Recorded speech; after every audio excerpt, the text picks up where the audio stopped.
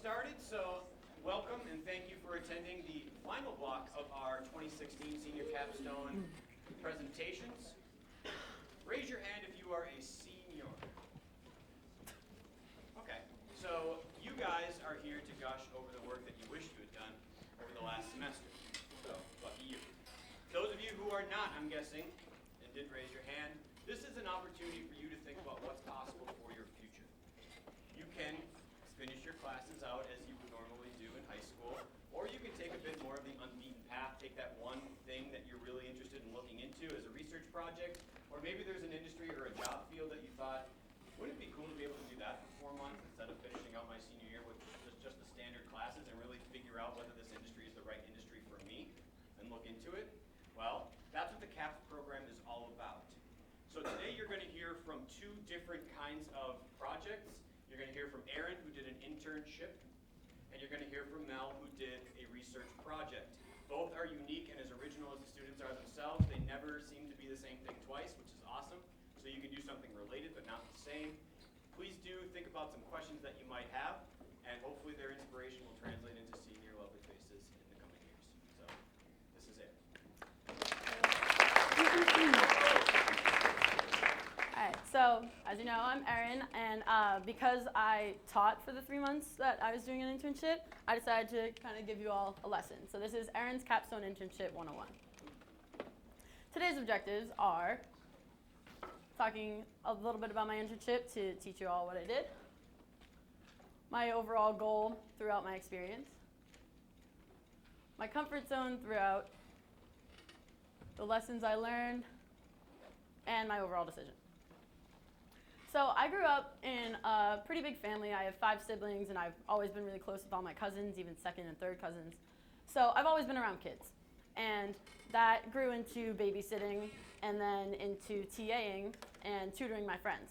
And I really just knew that I wanted to work with kids and help them with whatever they needed, whether it be with life or with school or anything. So I decided to work at my old middle school, and I interned under my 6th grade Spanish teacher, Miss Martin. And I was really nervous going in because I had only babysat, I only TA'd. What do I know about teaching? So I was nervous but excited, but I really struggled for the first week. So I resorted to my comfort food, which maybe some of you have, and if you know me at all, it's Fiorillas. So first weekend, I get cheese ravioli marinara sauce, and I was like, all right, this is great, really satisfactory. But that was only a temporary fix. So I also noticed this mission statement in the copy room, and I then noticed that it was also in every single classroom. And pretty much it states that Bigelow Middle School faculty and staff will treat each other with respect, with the #1 priority being the care and success of our students. We have the right to disagree, and we are open to the opinions of others without judgment to reach positive solutions. So that spoke to me a lot because it rose my level of comfort beyond belief. I noticed how much respect everyone has for each other, and the goal is the same as mine, to help the kids. Like, what's not great about that? So I started getting into my groove, and I started with some nitty-gritty work that teachers have, like grading, which, oh my God, I have so much respect for all my teachers now. That was beyond hard. It took me a whole week just to grade 1 single packet for the 8th graders. A whole week. I had all day. And I also made copies and everything, and that grew into also attending meetings. And the meetings were really eye-opening. I attended a breakfast meeting, which was just all the world language department, and we talked about what could better the students. We talked about backpack weight and school bells, and that's where I actually was able to help, because at Newton North, we have school bells. And they wanted to have them at the end of class, but I suggested that because kids like to lollygag, they like to talk to their friends and be late to class, why not have them at the beginning like Newton North does? So they actually really liked that idea, and Mr. Harrison, the principal, was able to note that down and try and get that for the next coming years. And then I was also able to attend an IEP meeting. And IEP stands for Individual Education Plan, and it requires all public schools to be able to have plans for students that have disabilities or can't keep up with their classmates. And so this was an amazing meeting. I saw a small group of adults that were able to help one child and were so involved in this student that they were actually trying to transition him. They noticed his progress. I was able to see what his actual plan, and then how he started with it, and then his progression throughout his time there. And we were able to think of ways that he can transition to be better without the IEP in high school. So that was really eye-opening to see how much these adults, that some didn't even have him in class, but they cared so much about this one student, and it spoke to me a lot. So then that rose my comfort as well. And I was able to actually start creating lesson plans and activities for the kids. So I made a little number chart here to help them practice their Spanish in their colors and their numbers, and also make it a game so that they're actually interested in playing and want to be working with a partner. And then I also created a slideshow for the students so that they could verbally practice just next to each other, but they wouldn't just be engaged in a normal slideshow. So I like to add some characters that they know and see on TV. And this helped them practice with their articles of clothing unit and the colors and the numbers. And seeing their faces when they saw all these pictures kind of made me light up a little bit, because I noticed how intrigued they were and how excited they were that they knew these characters and that a teacher made this for them, they could connect with them. So that was really exciting for me. And then 3/4 of the way through my internship, I visited Penn State University, and I noticed this hanging on it was in a slideshow during my program, and it really spoke to me because it talks about teaching from my perspective. I was the student, I was the TA, but I never had the background which the meetings gave to me. And then seeing this, it says, our academic programs are founded on the belief that education can materially affect the life experiences of individuals and the nature of the world at large.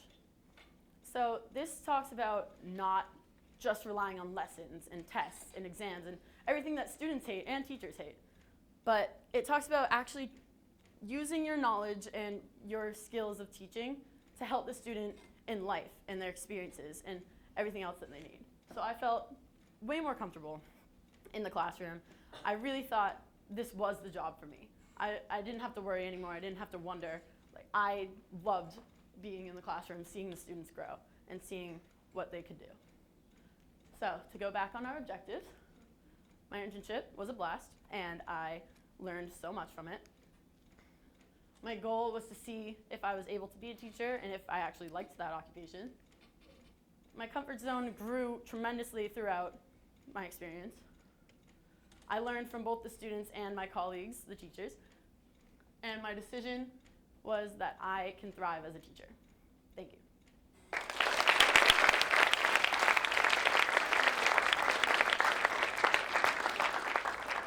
right, at this time we welcome some questions for Erin. Not off the hook just yet. Yeah. Did you teach all grades? I taught 7th and 8th grade. I focused more on the 8th graders because their progression was more important to me at the transition to high school, and they had more questions for me. But yeah, I taught 7th and 8th, and then I actually was able to see some math classes, but I just observed those. To piggyback off that, do you even notice just from those grade levels differences from those classes? Well, there's definitely a maturity difference, but all of middle school is kind of different from high school. So, but I did see 7th graders worked a little harder than the 8th graders, which Is that I remember. What grade level is that? What you're looking into primarily, or high school, or what would you want to teach? What grade level? Well, actually, I'd probably rather teach the older grades, but I noticed that there are always kids that slack off in any grade and always kids that strive more to achieve. So it kind of just depends on the grade. Every grade's going to be different, but I'd rather teach older. Yep. Knowing that you were someone who wasn't originally a teacher at school and coming from somewhere else, did they still give you Yeah, at first it was a little strange and scary, but I noticed that they really appreciated me when they, like, it started with just one student coming up for questions, and then all of them had to come to me for a mall project that we worked on. And so they really felt comfortable with me then, and I actually noticed them, like, their progression and their changes, and they wanted to come to me to show me that. Yeah. Why did you teach Spanish? Well, I know the teacher really well. We had a really good relationship, and we stayed in touch. Plus, I always did really well in middle school Spanish, but I don't know if I'd go further in that in the future, but it was fun to learn, and I kind of wanted a little bit of challenge too. Yep. Right, when you started with Capstone, did you know that you wanted to do an internship next year? I think so. Yeah, I noticed that I wanted to teach before I signed up for CAPS, so I signed up for that reason. I actually emailed Mr. Finnegan a year before we started to see if I could do that, and yeah, we made it work. Yep. Going into the internship, did you have a particular interest in working with middle schoolers, and how that since changed? I kind of did. I wanted to see if I liked middle school or high school better. Obviously, I haven't taught high school, but I noticed that I probably wouldn't pursue middle school. But I mean, I would always do fine there too. Yes. So, where do you go next year, and are you already going to declare yourself as an education major? Yes, I am majoring in secondary education at Penn State University, and I think I'm going to either double major in math or with special education. Any other questions? Yes. So are you planning to teach math? I'm going to try. I mean, I hear that people switch their majors all the time in college. I don't know, but yeah, I'm going to start with math. Anything else? Any other questions? Thank you. Thanks, Erin.